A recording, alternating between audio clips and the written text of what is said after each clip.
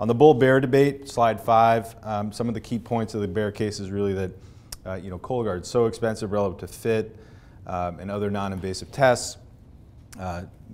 Insurance companies will basically opt to use these, or even in some cases where colonoscopy as the favored methodology is even cheaper on a every 10-year basis versus a $600 test every 3 years.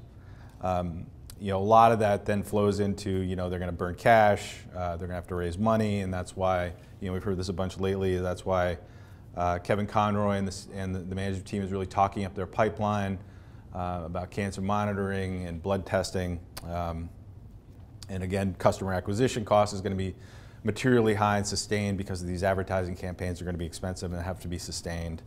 And that, essentially, it's a niche test, and it's just never going to be that big.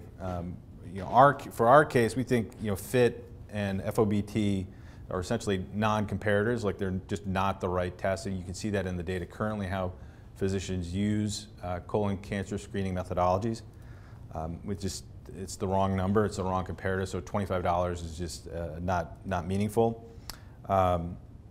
We do expect them to get profitable. Again, if we're right on the growth rate, that's going to be a lot easier to do, and the cash balance sheet is enough. Sure, they could do an offering anytime they wanted, but we think there's less pressure to do that than the short sellers would think.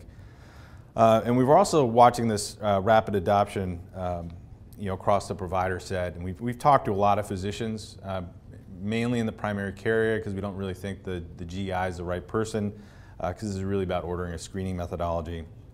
And then ultimately, we don't think this is going to decelerate. If anything, it's going to accelerate here in 2017. One of the things that we're really interested here is this short interest. Again, somebody thinks they know something at a 30% short interest on a $2 billion company without a ton of float. So we're willing to take the risk, take the other side here, because I think that's, if we're right, we have sort of an explosive upside opportunity relative to the shorts here in the near term. Maybe they're really committed, maybe they know something we don't, but at this point I feel like we've covered a lot of the ground through our work over the last couple of months to really come to the conclusion that 30% is way too high. And then the final one here, what are your thoughts on what Exact will guide to for 2017 revenues? I hope higher than consensus. That's our positioning. I mean, I think it could be significantly higher, but we'll find out.